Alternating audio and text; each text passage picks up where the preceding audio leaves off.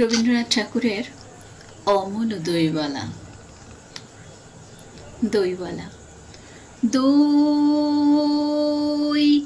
দই ভালো দই। অমূল। দইওয়ালা, ও দইওয়ালা, ডাকছো কেন? দই কিনবে? কেমন করে কিনবো? আমার তো পয়সা নেই। কেমন ছেলে তুমি? কিনবে না তো আবার বেলা বইয়ে দাও কেন? আমি যদি তোমার সঙ্গে চলে যেতে পারতুম তো যেতুম। আমার সঙ্গে? হ্যাঁ, তুমি যে কত দূর থেকে হাঁটতে হাঁটতে চলে যাচ্ছ শুনে আমার মন কেমন করছে। বাবা, এখানে বসে কি করছো? কবিরাজ আমাকে বাইরে বেরোতে বারণ করেছে, তাই আমি সারা দিন এইখানেই বসে থাকি। আহা বাছা, তোমার কি হয়েছে? আমি জানি না, আমি তো কিচ্ছু পড়িনি, তাই আমি জানি না আমার কি হয়েছে। দইওয়ালা, তুমি কোথা থেকে আসছো? আমাদের গ্রাম থেকে আসছি। তোমাদের গ্রাম? অনেক দূরে তোমাদের গ্রাম? আমাদের গ্রাম সেই পাঁচমোড়া পাহাড়ের তলায়, শামলি নদীর ধারে। পাঁচমোড়া পাহাড়, শামলি নদী? কি জানি, হয়তো তোমাদের গ্রাম দেখেছি, কবে সে আমার মনে পড়ে না।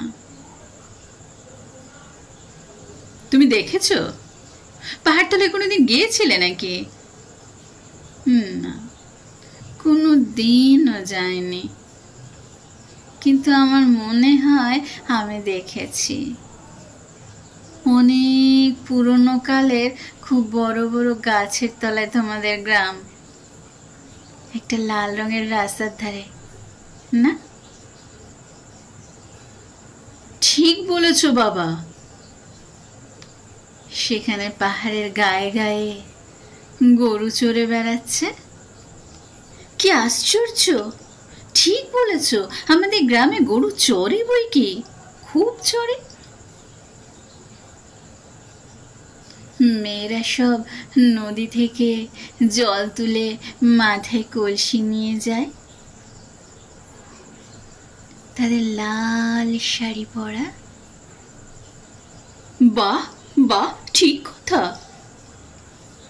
আমাদের সব গয়লাপাড়ার মেয়েরা নদী থেকে জল তো তুলে নিয়ে যায়, তবে সবাই যে লাল শাড়ি পরে তা নয়।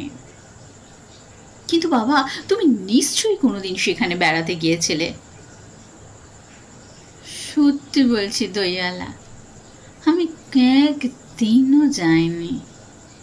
কবিরাজ যেদিন আমাকে বাইরে যেতে বলবে সেদিন তুমি নিয়ে যাবে তোমাদের গ্রামে। যাবো বই কি বাবা, খুব নিয়ে যাব।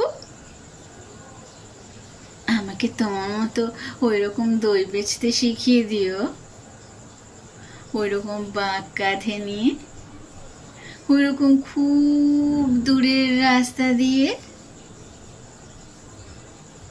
মরে যাই, দই বেচতে যাবে কেন বাবা? এত এত পুঁথি পড়ে তুমি পণ্ডিত হয়ে উঠবে। না না, আমি কখনো পণ্ডিত হব না। আমি তোমাদের রাঙা রাস্তার ধারে, তোমাদের ওই বুড়ো বুড়ো বটের তলায় গোয়ালাপাড়া থেকে দই নিয়ে এসে দূরে দূরে গ্রামে গ্রামে বেচে বেচে বেড়াবো। কিরকম করে তুমি বলো? দই